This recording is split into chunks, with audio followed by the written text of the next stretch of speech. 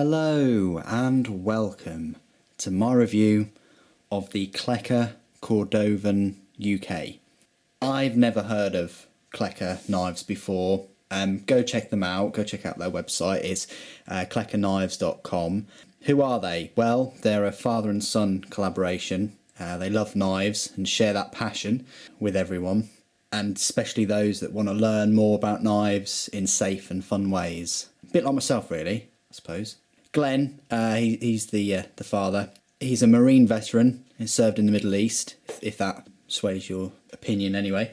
And he's designed products past for Leatherman, CRKT and other companies also. But we're going to go straight into this review of this knife. I've had it for over a week. We'll start off with the specifications. The overall length of the knife, open, is 17 centimetres. Its blade length is 7.3.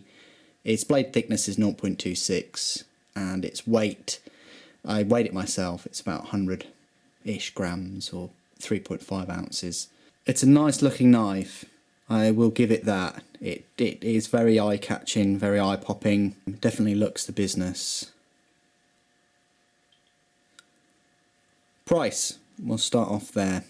So the price of this will set you back about 50 of your British pounds, or about $75. In this case, it actually works out similar to the UK price, which is unheard of, because normally we pay much more over here. Now, there are a few types or models going around.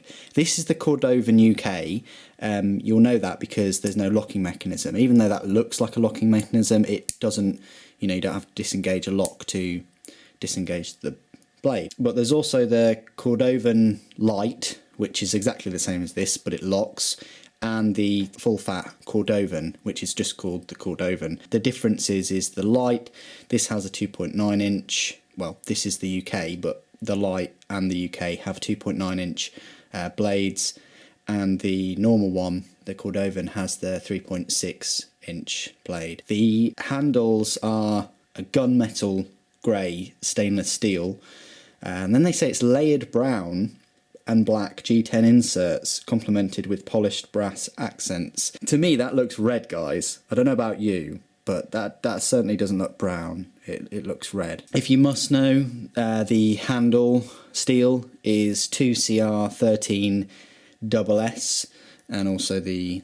red parts are the G10, and then you've got the polished brass. All of those colours work really well, and they do complement the aesthetics. So I'll talk about the scales, and we'll move down the knife, and then I'll talk about the blade steel. The knife scales, it's heavy, but it's a good solid weight to it. As I said before, it's about 100 grams, which is almost double your urban, or something like that. I would have liked some jimping on the scales if that was at all possible, rather than on the blade. And then the pocket clip, sorry lefties, it's well, I say right hand only carry. It's tip up or tip down. It's reversible but not oppositeable, if that makes sense. So tip up, tip down, right side carry, but I'm sure there are many of you out there that are left-handed, and you can quite easily deploy the knife with your left hand, and it's still usable. It's just you're going to have to carry it on your left side, which I'm sure many of you do anyway.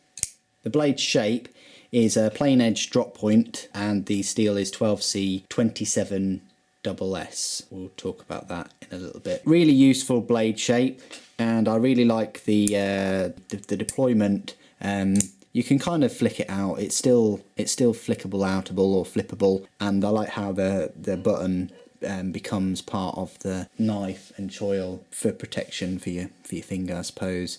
However, the downside of this knife is not only its weight but its size, and for such a heavy knife, I would say that the ability to wrap all of your fingers around it, I've got large hands anyway, but the ability to wrap all of your fingers around it is a must for a knife of this weight or more. And as it stands, you're missing your pinky there, so you can only have 3 fingers really, and your thumb wrapping around that. Your pinky can't really grip onto anything at all, which is a shame. Now we'll move on to the steel. That's Klecker's little symbol.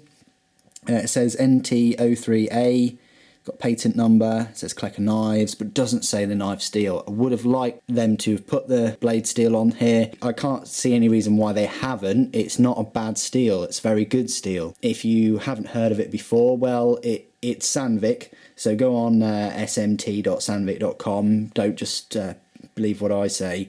Have a look at the different steels on there.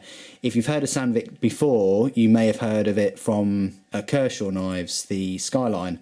That has slightly better steel than this, called 14C28N, but this has the 12C27. This actual steel it's a main knife steel for handheld knives and high-end ice skate blades and ice drills. I mean, ice drills just sounds awesome anyway. And it's been popping around for about 45 years. However, obviously the purity levels are much, much higher than they were in the 60s. And its hardness is about 54 to 61. Now, that's quite a broad range. However, when you think that the Sandvik 14C28N is between 55 and 62, you kind of know that with Sandvik it does have a broad range of on the HRC scale. So the 14C28N is a slightly better steel than this. It has less silicon, but it does have more manganese, carbon and chromium, and that's to reflect because it's the newest grade of edge stability and corrosion resistance and things, so it's slightly better, but not knocking this. This has been around for 45 years, the steel, and it is a very, very good steel. It is going to be easy to sharpen because of its manganese, and it's not too hard, and also its edge retention is going to be great, and you're going to be able to get a good razor sharp edge to it. So that's the steel really. It's a well-rounded knife steel with exceptional edge performance, and it allows razor sharpness, high hardness and exceptional toughness. But is it a better steel than, say, your Spyderco Urban? You knew it was coming at the N690. I'd probably say it isn't, because this is hard to beat at the moment, the steel. So yeah, it is flippable. Sure, it's a non-locking knife and it's not assisted. If you do want a dedicated flipper, you're going to have to look at some kind of locking knife, like the CRKT Swindle or the Rubicon, or any of Spyderco's flippers, or even Kershaw Leak, if you want that super fast kind of flipping action. At the end of the day, let's face it, this is a non-locking knife without any assists or anything like that, and without a lock to hold it in place or deploy that blade in a quick fashion. So I think it does it very well, considering it's a non-locking knife. So in summary, it's a very good option as a non-locking blade. It's legal to carry in the UK. It only costs about £50, which, you know, if you're going to buy one knife, make sure you do spend a decent amount of money on it. It's got very good steel. The only downside really is its weight, but I'm sure that father and son will work that issue out. And of course, for the locking versions, the weight isn't really that much of an issue. I've used it in work trousers and everything this week. I have noticed it's been there, but the pocket clip is so good, the retention, it's not going to jangle about if you're running or anything like that. It's not going to pop out or anything like that. It does a good job of keeping it there. And also safety wise, because the handle is heavy, it's going to be dropping handle down. So take that as you will, if that's more of a safety thing. I said before, it's £50. In the US it's $75, so works out similar. The steel is excellent. It's got a good flipping action, but improvements. I'd like to see some jimping on the top. I don't know if that's even needed. That, I mean, that does push and it does release the blade a bit more. I mean, I don't know what they can do with that back area, if they really need that. They sort of do, because that's the retention for the blade, but it's not, you know, it doesn't lock, if that makes sense. So if they made it lighter, if they use 14C28N steel instead, the steel on this is fine, and I've been using it for a while. Maybe a larger lanyard hole. Really, for their first kind of big effort and things, you can definitely tell that he's designed knives before for other people, because this is a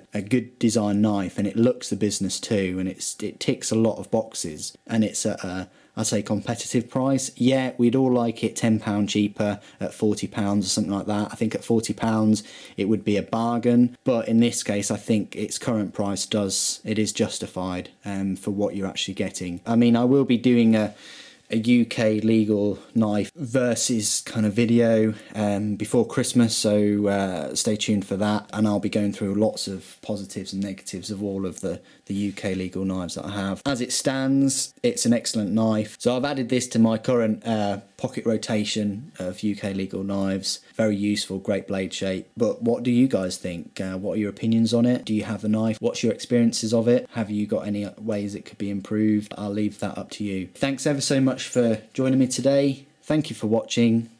Take care.